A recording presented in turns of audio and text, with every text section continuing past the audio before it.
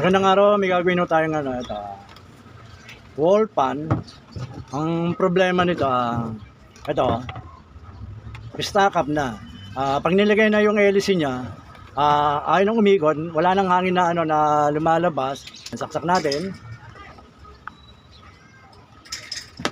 Kailangan sa number 1. Ayan hirap na siya. Number 2. Number 3. Ayan, ganyan na iikot ng hélice niya. Kahit number 3 na siya, hirap na siya.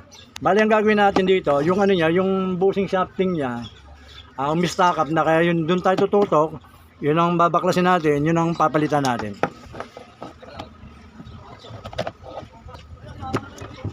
Ito, grabe ang dumi ng electric fan. Halos pinasok na ng dumi yung loob niya, kaya nag-stack up to. Linisin muna natin bago natin baklasin may area.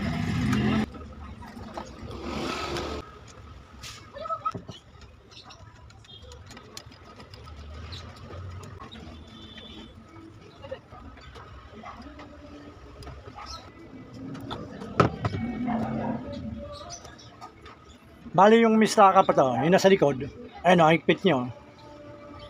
Bali ang papalitan natin, itong nasa likod na na bushing.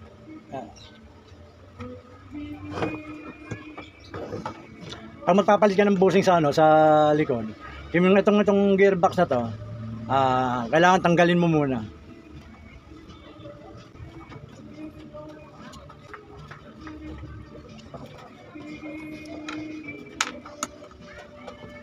Yan. Ito na yung dulo ng shafting. Kapag ganyan masikip pa rin, ito, anuhan mo to ng langis para dumula siya, para mahila mo kagad siya ng maluwag to.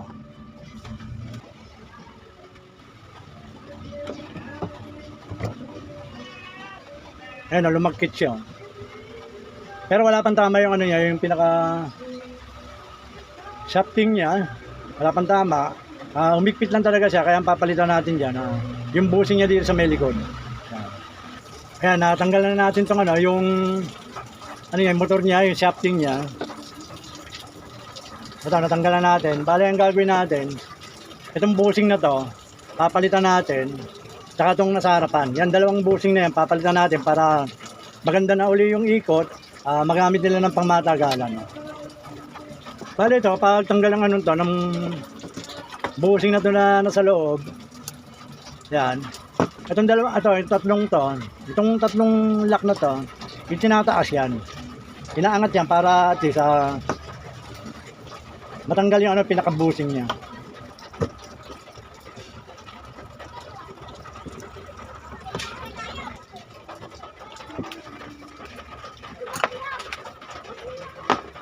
Ito yung bushing nyo.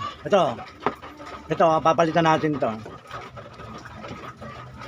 Tapos ito naman, itong mga nakatabinging to, yung mga lock na to, hayaan mo to, ipapantay mo. Yan. Para pagbalik mamaya, hindi naman siya hirap ikapit doon sa pinaka-housing niya. Ito, bago to, ay babalik na natin dito.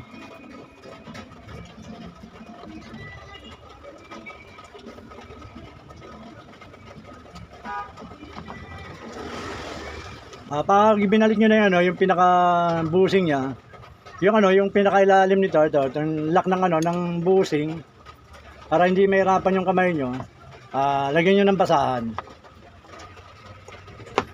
Tapos yung mga ganito, yung pinaka-lock niya, yung clamp niya, itataas nyo lang to.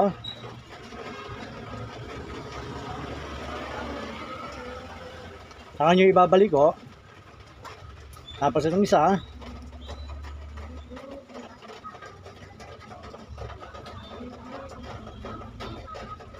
yan, nakaganyan. Tapos wakay na isang flat, ayun nyo lang siya.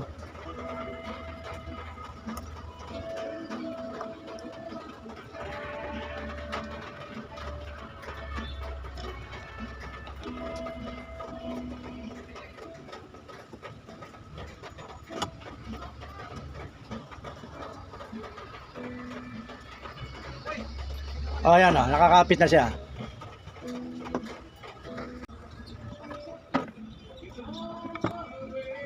Ngayon, ito naman ang papalitan natin ng, ng busing itong nasa harapan.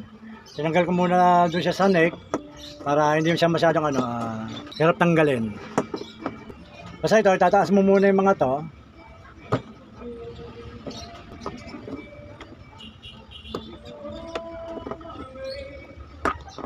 Ayan.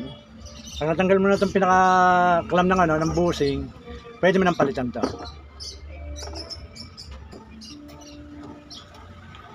Ito, may bago tayong busing. Ito ang ilalagay natin. Balik natin itong lagayan ng ito yung lagayan ng langis.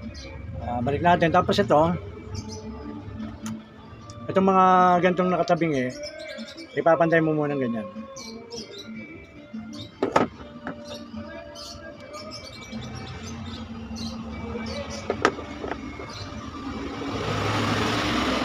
Kaya kapag nakapantay na siya, pwede mo na siyang ipasok ng maayos.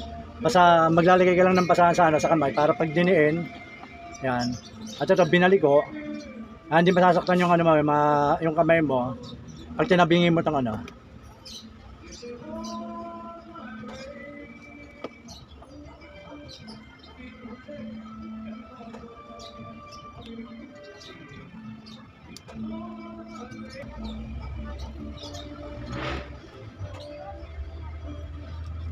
Yan, ibalik na natin yung pinakakalam niya. Mahigpit na yan. Bali, ang gagawin natin ngayon, ibabalik na natin siya sa dating niyang pwesto para at least magamit na may-ari ito. Lalangisan na natin siya.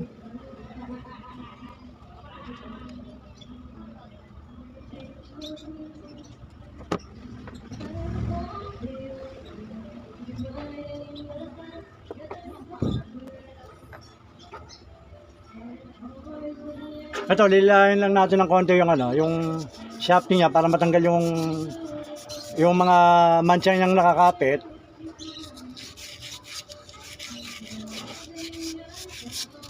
Basta ang gagamitin yung liha, yung makinis lang para hindi siya masyadong na susugatan.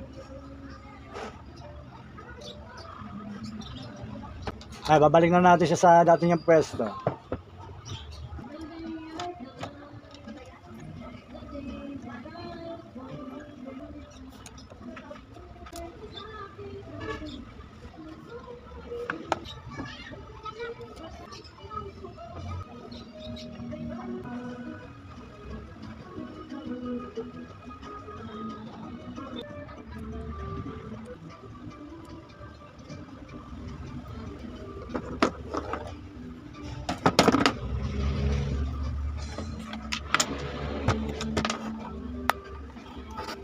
Yan, ikabit na natin yung buong motor ng ng electric fan. Ngayon ang gagawin natin ay susubok natin siya. Tingnan natin kung siya, kung aandar na. Ito, isasaksak ko.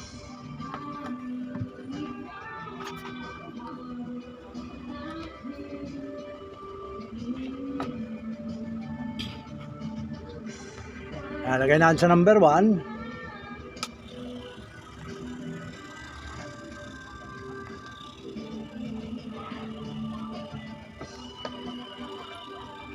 Number 2.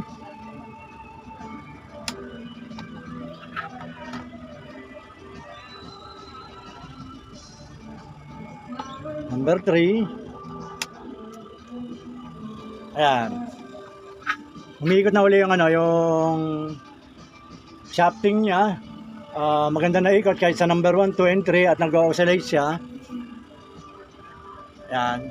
Bali okay na yung yung itong electric pan na to, pinalitan natin itong dalawang busing. Ayan.